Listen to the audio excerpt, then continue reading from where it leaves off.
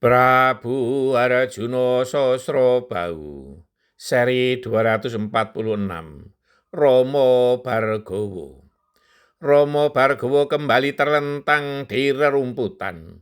Dipandanginya langit yang maha luas. Betapa kecilnya seorang anak manusia dibandingkan dengan alam semesta ini. Betapa sakti mondro guna seseorang, namun tak akan ada seorang pun yang mampu mengalahkan alam.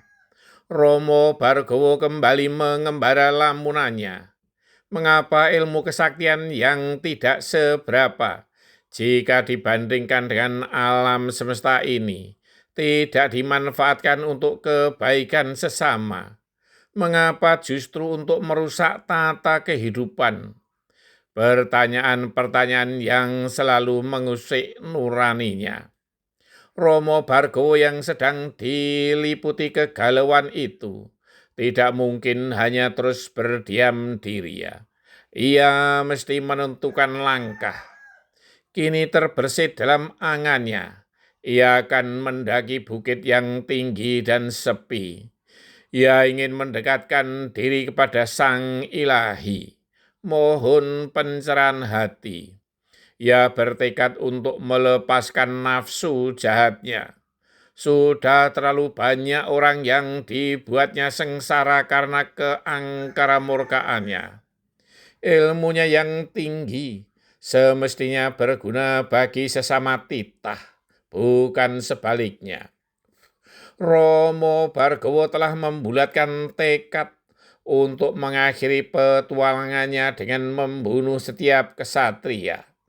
Ia telah melangkah tegap dan mantap untuk menuju ke puncak gunung yang tinggi dan sepi. Singkat cerita, Romo Bargowo telah bertapa mendekatkan diri kepada Yang Widi agar sisa hidupnya berguna bagi titah Mayapada.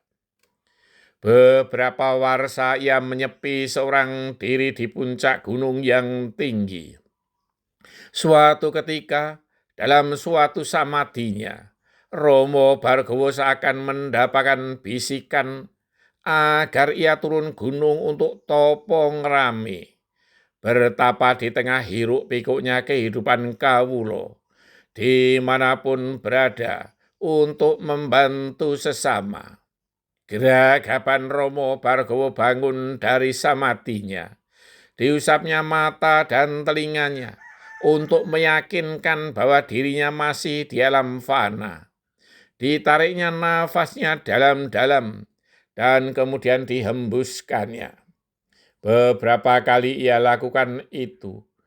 Dipusatkannya nalar budinya untuk mengingat bisikan halus ketika dalam samadinya. Romo Bargowo telah meyakini dirinya sendiri bahwa bisikan itu benar adanya dan ia harus melaksanakannya. Ia harus topong rame dengan menolong siapapun dan dimanapun. Ia kemudian membenahi diri untuk turun gunung. Sementara itu, di waktu yang hampir bersamaan, namun di tempat yang jauh berbeda, Prabu Arjuna Sosrobau sedang gundah. Sepeninggal Patiswondo yang menjadi andalannya, pemerintahan negeri Mahespati berjalan timpang. Sedangkan Sang Prabu sendiri lebih senang bersenang-senang dengan para istrinya. Setiap istrinya minta dipuaskan sebagai seorang wanita. 801 istri, semuanya minta jatah sebagai seorang istri. Sungguh Prabu Arjuna Sosrobau merasa sangat kewalahan. Yang terjadi tidak seperti yang dibayangkan sebelumnya, serba enak dan menyenangkan. Dan kini tanggung jawabnya sebagai seorang Raja Gung Binatoro menjadi terabaikan. Tata pemerintahan terbengkalai. Para raja sekutu negeri Maespati menjadi sangat kecewa kepada Prabu Harjuno Sosrobau. Sudah beberapa warsa tidak pernah diadakan pasewakan agung lagi. Dan kini banyak negeri yang mulai memisahkan diri dari Mahespati.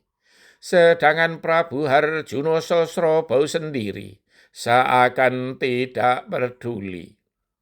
Negeri Mahespati kini mengalami kemunduran di berbagai segi kehidupan.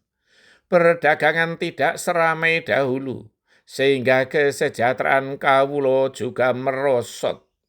Keamanan pun mulai terganggu. Yang dahulu aman, damai, sejahtera, kini timbul kejahatan di mana-mana. Dahulu tidak pernah ada pengutil, pencuri, begal, rampok. Kini terjadi di setiap saat. Para prajurit seakan tak memiliki lagi tali suh pengikat. Kesetiaan dan kedisiplinan terasa luntur pada diri mereka. Parahnya, semua itu tidak dipedulikan oleh Sang Prabu Harjuno Sosrobau yang waktunya habis bersama para istrinya. Bersambung. Harta tahta wanita membuat jaya dan kesejahteraan, namun juga bisa membuat nestapa dan sengsara.